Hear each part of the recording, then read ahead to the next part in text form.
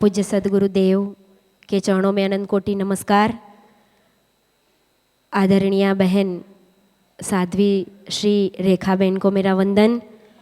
और इस विद्यार्थी अनुष्ठान शिविर में पधारे हुए बापूजी के प्यारे बच्चे, बच्ची या सभी बच्चे ही, बापूजी बच्चे शब्द बोलते हैं, तो बापूजी के सभी बच्चों को, भाइयों एवं मेरे साधक भाइयों बहनों को मेरा वंदन। बहन श्री ने जो बताया उसी प्रकार हमारे आश्रम में पूज्य श्री के सानिध्य में कई वर्षों से ये महातप हो रहा है कि भारतीय संस्कृति को हम बचाए रखें, उसको संरक्षित रखें। सिर्फ संरक्षित ही नहीं, उसका संवर्धन करें और उसको संक्रमित करें। ये जो देवी कार्य पूज्य बापूजी के द्वारा वर्षों से पूरे भारत में ही नहीं पूरे विश्व में जो हो रहा है, उसका हमें अनुसरण करना है। मुझे वो दिन अभी याद आ रहे इस 7 दिनों में कि मैं जब छोटी बच्ची थी तब जैसे बहन श्री रेखा बहन शिविर लेते थे वैसे ही पूज्य बापूजी व्यासपीठ से बोला करते थे और हम बच्चे घंटों तक बापूजी को सुनते रहते थे। तो पूज्य बापूजी का ये जो महायज्ञ है, हम बापूजी के साधक शिष्य हैं, बापूजी के देवी कार्य में हमें जुड़ना ही है। कैसे जुड़े? आजकल देवी कार्य सभी जगह पर हो रहा है, पर साथ साथ में समाज में, हमारे आसपास में और सोशल मीडिया के द्वारा, बॉलीवुड के द्वारा इतना दुष्प्रभाव बढ़ रहा है, इतना हमारे पर आघात और प्रघात हो रहे हैं कि उनसे लड़ने के लिए हमें सशक्त बनना ही होगा। जैसे कि आज ही माननीय बहन के साथ मेरी बात हुई थी कि आजकल आपने एक शब्द सुना होगा कि लव जिहाद, सभी ने सुना होगा। किसने नहीं सुना है ये शब्द? अच्छा, थोड़ी बच्चियों ने नहीं सुना है। किसने सुना है ये शब्द लव जिहाद? अच्छा, ज़्यादातर लोगों को पता है कि लव जिहाद।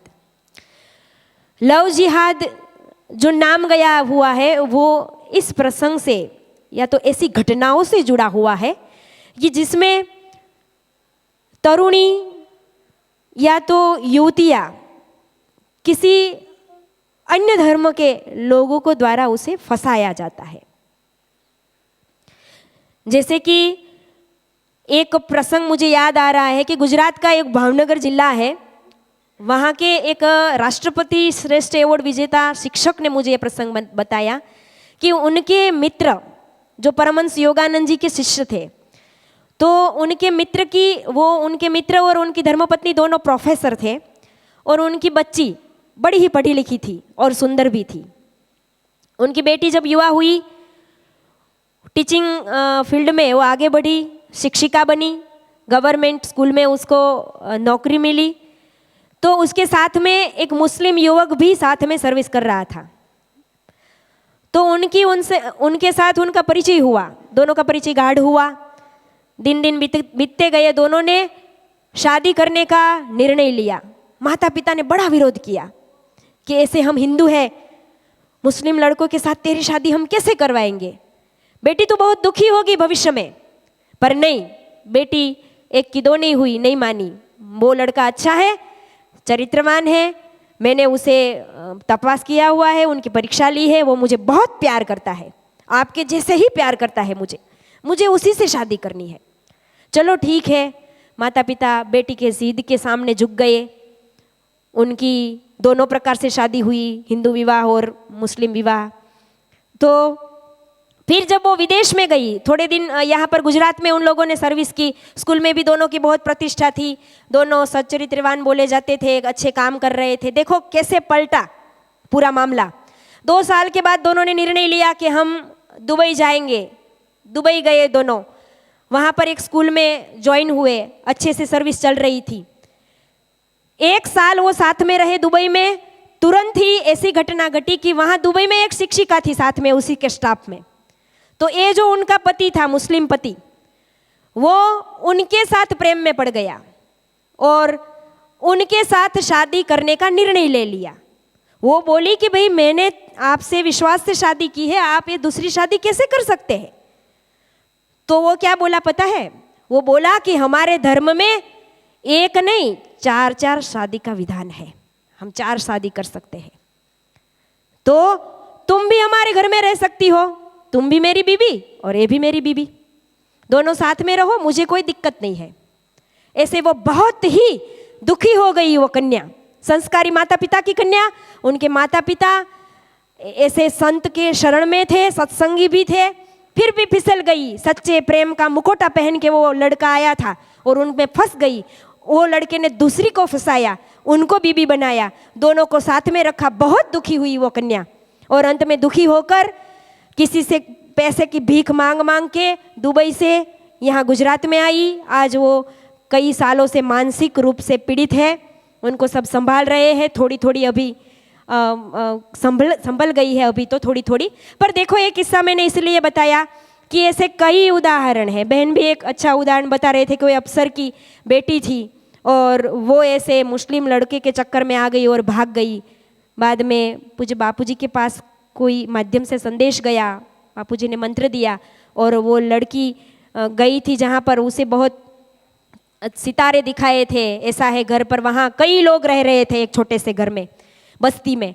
वहाँ से बापूजी के संकल्प से वो हिम्मत करके वहाँ से भाग छूटी और यहाँ अपने माता के पिता के पास आई। तो मेरी बच्चियाँ ये 2-3 नहीं है, ऐसे कई उदाहरण है कि जिसमें बच्चियाँ कहीं सौंदर्य प्रसाधन की दुकान वाले के पास फंस जाती है, कहीं कॉलेज के गेट के पास फंस जाती है, तो कहीं भरूच में तो एक ड्राइविंग सिखा रहा था, मोटर ड्राइविंग स्कूल का ड्राइवर, उसमें वो ड्राइविंग सीखने वाली करोड़पति माँ बाप की बेटी उसमें फंस गई।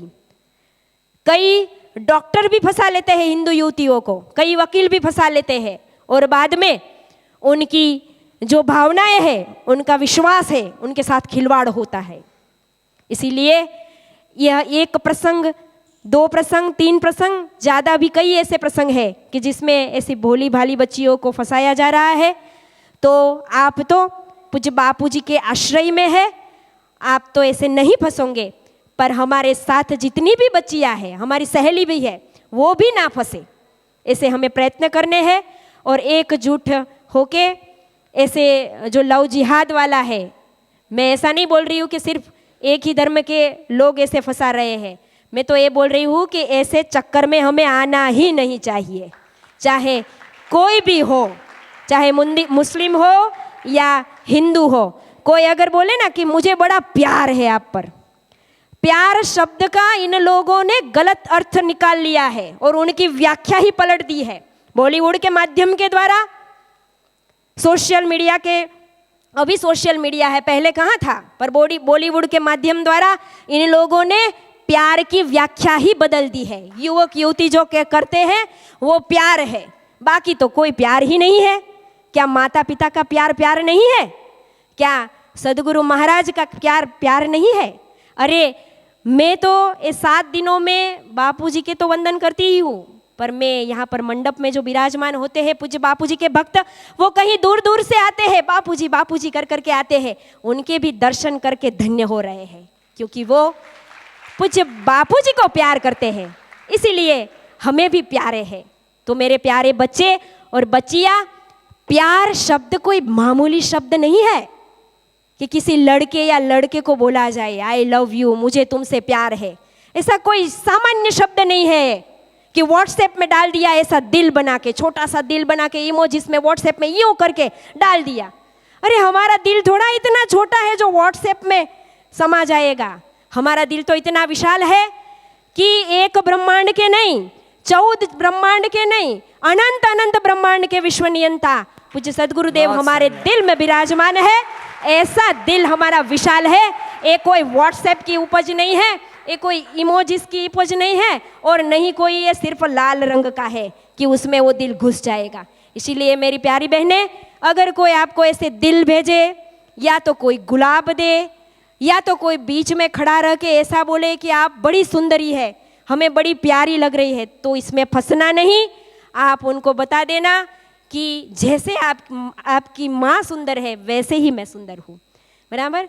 और जब वो ऐसा बोले कि आप मुझे मिलने के लिए यहाँ पर आना, उस बागान में आना, उस मैदान में आना, उस कमरे में आना, उस बगीचे में आना, तब आप बोल देना कि हाँ मैं ज़रूर आऊँगी, बराबर, पर आप मेरे घर एक दिन ज़रूर आना, और वो दिन है रक्षाबंधन। आप रक्षाबंधन के दिन ज़रूर आना, और भाई दूज के दिन, बराबर, मेरी जब शादी होगी ना तब आपके जीजाजी के घर आप भोजन के करने के लिए हमारे घर ज़रूर आना, ऐसा बोल के। अरे बच्चियाँ तो युक्ति वाली होनी चाहिए ना, देखो वो युक्ति से कैसे पटाते हैं सबको, तो हमें भी बड़ी युक्ति से उसे जवाब देना चाहिए। बापूजी एक बड़ा अच्छा प्रसंग बताते हैं, वो उल्लू वाली, आप सबने सुनी होंगी, है ना, इसीलिए मैं रिपीट नहीं करूँगी, सुनी है ना सबने, है ना। तो वो कहानी में वो बोलता है कि आप तो बड़े पूर्णिमा के चांद जैसे लग रहे हैं, तो वो बच्ची क्या जवाब दे रही है कि ये देखो उल्लू है कि उसे सुबह में भी चांद दिखाई दे रहा है। ऐसे बड़ी युक्ति से जवाब देना। मैं अपना वक्तव्य अभी पूरा कर रही हूँ कि आप बड़ी नहीं फंसो और ना ही किसी को फंसाओ। मेरे प्यारे भाइयों बच्चों, आप भी ध्यान रखना, ऐसा नहीं है कि भाई ही बहनों को फंसाते हैं। कई ऐसे विदेशी संस्कृति से प्रभावित लड़कियां भी भोले भाले लड़के को फंसा देती है, इसीलिए आप भी ऐसी बहनों के चक्कर में नहीं आना। हम भारतीय संस्कृति के शेर है, मेरी प्यारी बच्चियां भारतीय संस्कृति की शेरनी है, बराबर। ना ही हम फंसेंगे ना ही किसी को फंसाएंगे। और इसके साथ इसी आश्रम से योग वेदांत सेवा समितियों से जुड़ी हुई जो सेवाएं हैं उससे हम जुड़ जाए, उसके साथ हम भी जुड़े और हमारे साथ अन्य 5 लोगों को भी जोड़े। जैसे कि महिला उत्थान मंडल के द्वारा तेजस्विनी अभियान चलाया जाता है, जो 17 या तो 17 से ऊपर की तरुणियां हैं, युवतियां हैं, उनके लिए चलाया जा रहा है। उनके द्वारा ही पूज्य बहन श्री की निश्रा में और भी साध्वी वक्ता बहन है, उनकी निश्रा में चले स्व की ओर शिविर चलाई जा रही है। आप भी शिविर में आइए, दूसरों को भी उस शिविर में लाइए। बाल संस्कार विभाग के द्वारा कन्या मंडल प्रभाग भी चलाया जा रहा है, जिसमें 12 साल या तो 12 साल से 10 साल और 10 साल से बड़ी 10 से 20 साल की जो बच्चियां हैं वो कन्या मंडल में सम्मिलित हो सकती है। तेजस्विनी मंडल में भी आप सम्मिलित हो सकते हैं। युवा सेवा संघ की प्रवृत्तियां जो चलाई जा रही है, युवा भाई उनसे भी जुड़ सकते हैं। आप बाल संस्कार केंद्र भी चलाओ। मैं जब छोटी थी ना तब बाल संस्कार केंद्र सालों तक मैंने चलाया, विद्यार्थिनी थी तब। तो आप भी बाल संस्कार केंद्र चलाए ताकि आप भी सुसंस्कृत हो और औरों को भी हमारे पूज्य बापूजी का पावन संदेश मिले। इसके साथ मैं अपना जो है वो बात यहाँ पूरी करती हूँ। बहुत बहुत साधुवाद, धन्यवाद। बहन श्री को भी मैं आभार व्यक्त कर रही हूँ कि मुझे यहाँ पर बोलने का मौका दिया। और हम सब की गुरु चरणों में प्रीति बनी रहे और भारत के बच्चे बच्चियाँ बन के हम गुरु जी का संदेश पूरे विश्व में फैलाए और भारत को विश्व गुरु पद तक पहुंचाने के इस देवी कार्य में सहभागी बने। ऐसे पूज्य श्री के चरणों में हमारी प्रार्थना है। एक बार सब हाथ उठा के बोलेंगे, बापू के बच्चे नहीं रहते कच्चे, बापू के बच्चे नहीं रहते कच्चे। हरिओम हरिओम। साधो साधो, खूब खूब धन्यवाद आपका।